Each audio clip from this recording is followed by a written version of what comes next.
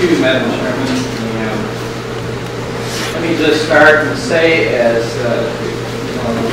pleased to be here again, and looking forward to Dr. Baldwin and the presentation of the Lakeshore Campus. And thank you for organizing the meetings here for us. Appreciate that. We a whole end. Last month, I talked about our student success initiatives that we're working on, and just as a follow-up of that, we had a retreat with the executive staff to look at those and make sure we were all on the same page in terms of what where we're thinking, and also to start looking ahead. What's next besides these programs? What do we want to count as our next priorities coming on next year, the year after, and start bringing to you. There's a planning retreat for the board that is set up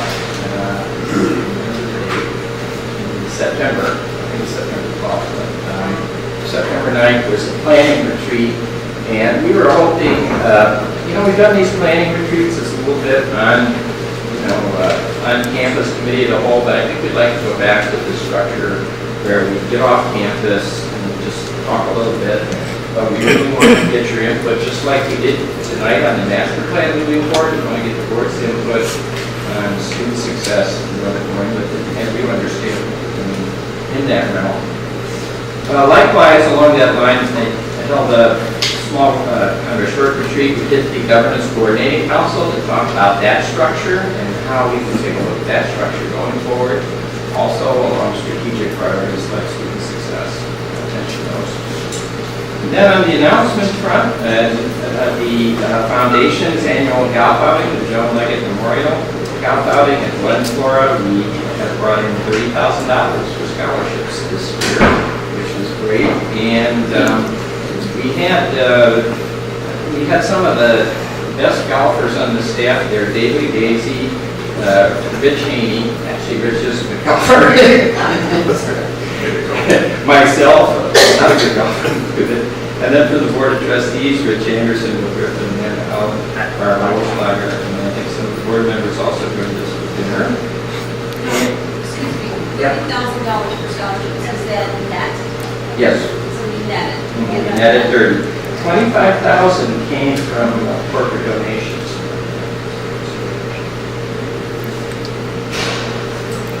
And then I just wanted to mention that we held the second annual retiree brunch, and we had about 10% more retirees, bringing it up to about 90, but we updated them on the college, and that we're starting a retirees portal that they can use. We talked about the master plan a little bit with them, and some of the other ways we're moving forward. And Trustee Paul attended that event.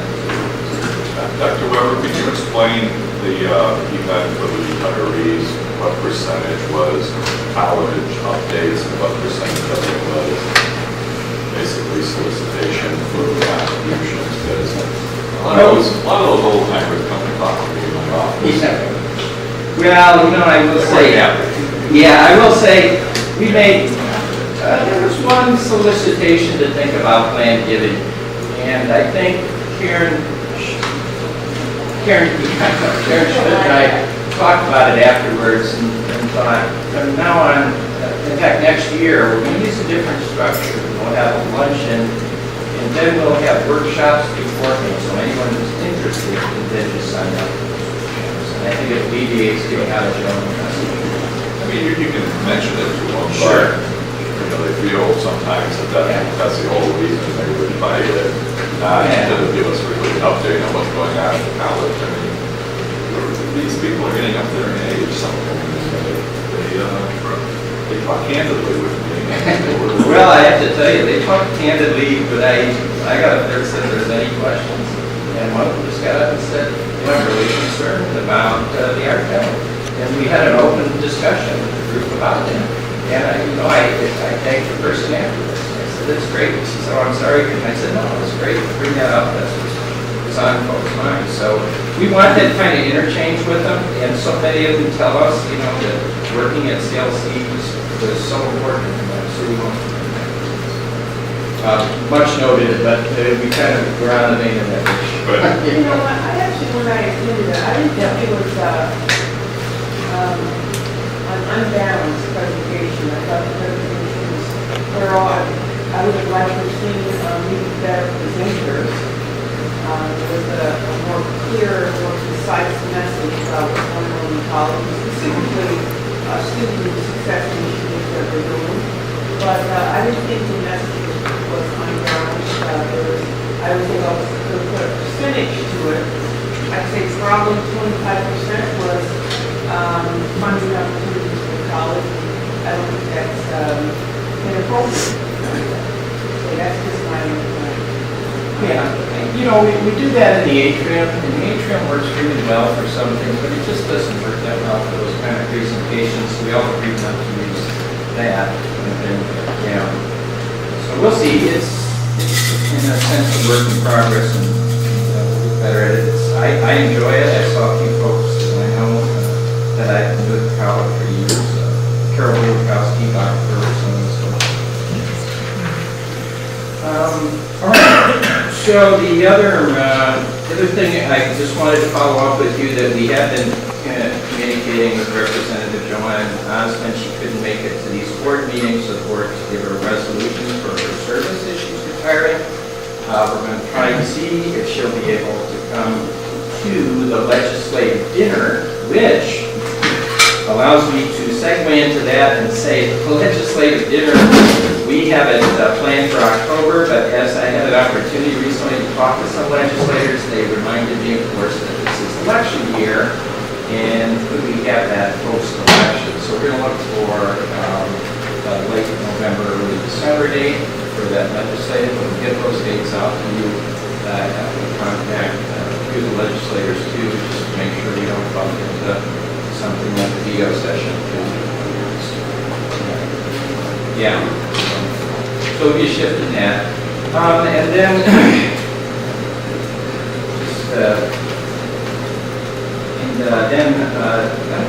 that's my announcements for this evening, but I do want to say the committee as a whole, I thought was a good discussion on that, and we take the charge from the board also to stay on top of the science building as it moves forward, and take a look at that, and we'll be having meetings and discussions with consultants. Next, I have the honor really to turn this over to Dr. Haney and Dr. Baldwin, really, so that we can do a report and update. All right, I'd like to turn it over to Dr. Baldwin. It's the way to get out of it. I'd like to turn it over.